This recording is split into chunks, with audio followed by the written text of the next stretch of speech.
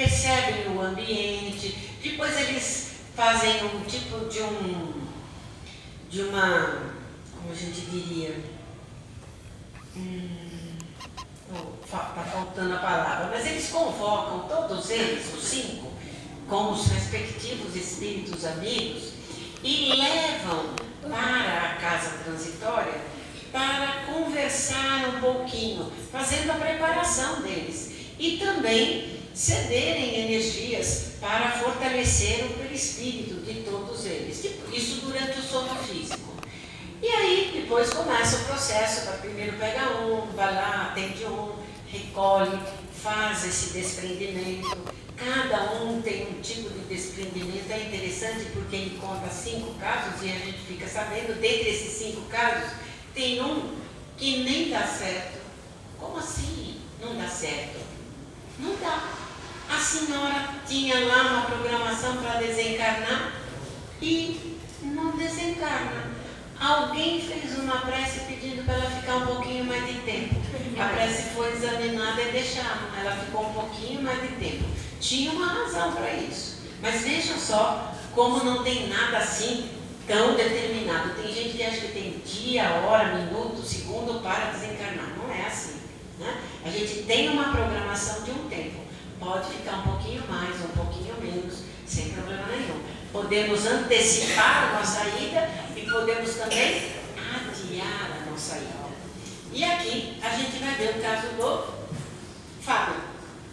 Ele era um dos 5 candidatos. O Fábio era um trabalhador simples, tinha uma casa simples, não tinha nada de supérfluo.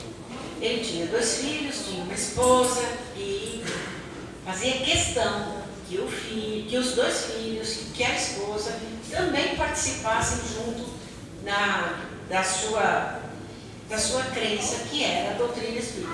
E todo mundo ia no centro. Ele trabalhava no centro como doador fluídico ou passista, né? Só que ele estava com tuberculose, ele estava num estágio muito avançado e já estava prestes mesmo a desencarnar. Não aguentava mais. As células já estavam se adoecendo a tal ponto que não tinham mais condição de manter a saúde, né? Então, aqui a gente só está contando o que eu já falei. A casa dele tinha uma proteção tal que parecia que tinha um halo luminoso em volta dela. Olha aqui, ó. E o André, quando viu aquilo, falou, nossa, que bonito, né? E é exatamente o que tinha acontecido lá na casa da Isabel. Uma proteção fluídica. E eles pedem permissão para entrar, eles entram lá e tem alguns espíritos amigos, inclusive o pai do Fábio, que já está desencarnado há algum tempo, já está lá também para ajudar no processo desencarnatório. Então está aqui que o Fábio pede para a esposa para fazer um evangelho, que ele particularmente acha que vai ser o último evangelho enquanto encarnado. E aí a esposa dá um banho, deixa ele mais tranquilo, põe na cama e abrem o evangelho, eles fazem a leitura, fazem o comentário e os espíritos ali do lado, participando também desse evangelho. Então logo ele fecha o livro, ele comenta com as crianças, olha, vão dizer que eu morri, não acreditem nisso, eu continuarei vivo e estarei sempre perto de vocês, sempre presente. Talvez até possa ajudá-los mais do outro lado do que eu estou podendo fazer aqui, porque na verdade com a doença que ele tinha, ele não estava realmente, nem chegar perto dos meninos ele podia, né? E aí, logo que o evangelho termina, ele tem uma tosse muito forte, vem aquela golfada de sangue, ele desencarna e o pai dele o recolhe de uma forma tranquila. A esposa fica triste, a esposa chora um pouquinho, mas ela não está desesperada, porque ela sabe que foi um processo natural. E interessante interessante que naquela mesma semana, como se fosse um prêmio àquela condição tão especial para enfrentamento daquela situação, durante o sono físico, ela vai visitar o seu querido que já está com uma condição muito melhor do que estava antes. Ele está ali sentadinho, já tem uma condição melhor para respirar, e ela chega lá e eles conversam. É muito gostosa a conversa, tanto para um quanto para o outro.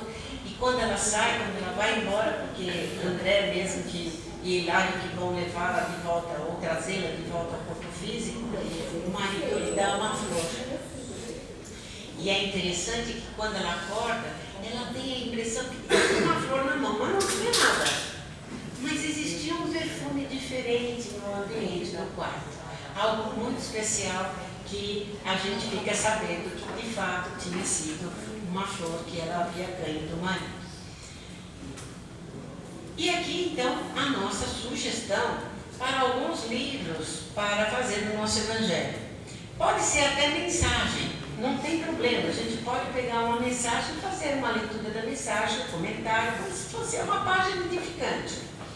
Aí, outro dia, uma senhora falou assim: nossa, é uma senhora que está indo lá no centro, mas a família é católica. Mas ela está indo para fazer tratamento, mas ela falou, então, quando a gente contou, ela falou, então, como é que eu vou fazer isso? A minha família é católica, não aceita isso. Eu falei, mas tem livro do Padre Marcelo. A senhora não tem nenhum livro do Padre Marcelo? Eu falei, tenho. Então, o livro do Padre Marcelo está cheio de mensagem lá. Faz o Evangelho com o livro do Padre Marcelo. Ela olhou e falou, mas pode? Ué, claro que pode. É Evangelho. A doutrina espírita é Evangelho de Jesus que edifica. Então, não tem problema nenhum. Seja a leitura que for, sendo edificante, valendo a pena, tem sim condição de ser feito, tá? Então, olha só, deixa eu ver aqui, tem duas. Eu gostaria que alguém me ajudasse aqui a entregar um folhetinho. Vou pedir duas pessoas para fazer isso. Uma para fazer lá, outra faz desse. Esse bilhetinho tem um número. E eu vou fazer um sorteio de uma das obras que tem aqui aconselhado para o nosso Evangelho. Vamos lá ver quais são as obras. Olha só. Essa coleção aqui é uma coleção de Emmanuel que cada um tem, e agora eu esqueci, acho que são 180 mensagens. Então a gente pode ler, pegar um livrinho e ler uma mensagem. Não vai ler mais de uma não, tá? No Evangelho. Agora, se você faz Evangelho todo dia, e pode, é claro que pode, tá? Pelo menos uma vez por semana. Mas se você tem disponibilidade de fazer duas, faça duas. Se pode fazer todo dia, faça todo dia, sem problema nenhum, tá? E aí a gente tinha falado de criança. Quando tem, deu certo aí? Tem mais? Precisa mais? Deu?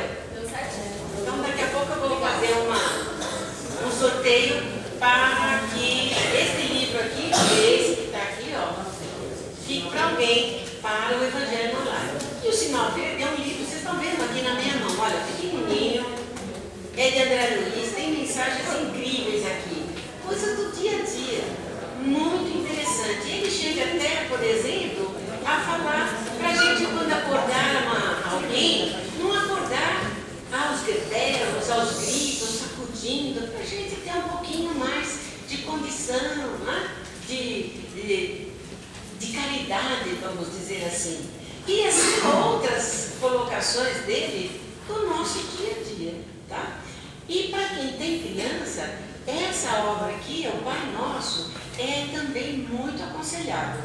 O Pai Nosso é exatamente, é de Meimei, pela psicografia do nosso querido Chico, e ela conta a história da prece do Pai Nosso. E é frase por frase. Então a primeira frase é Pai Nosso que estás nos céus. E aí a Meimei discorre com algumas mensagens, tem versinhos.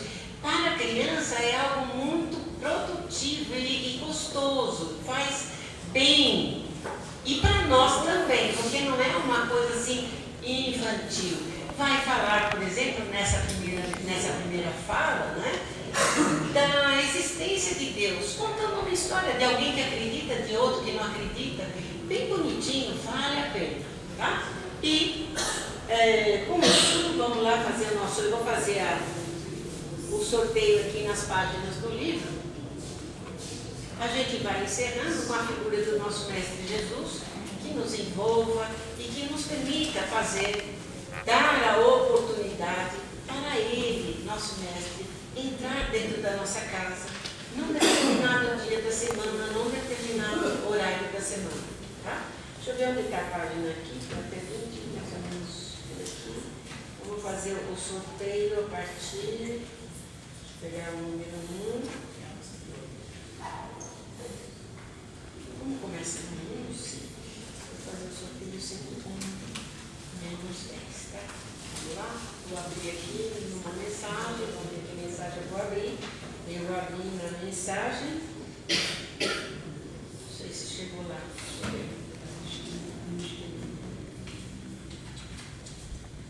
Não, foi até 28, né? Tem alguém que não recebeu? Eu vou pegar mais uma vez aqui, nesse trechinho.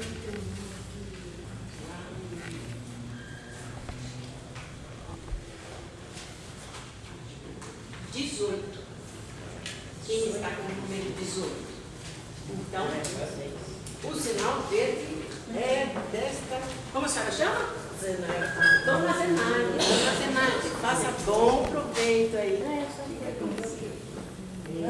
E assim, a gente vai terminando, agradecendo a oportunidade, que Jesus nos abençoe, permita que tenhamos uma boa noite de sono e que a gente tenha, assim, condições de sempre estar envolvidos nos ideais do nosso mestre. Boa noite a todos.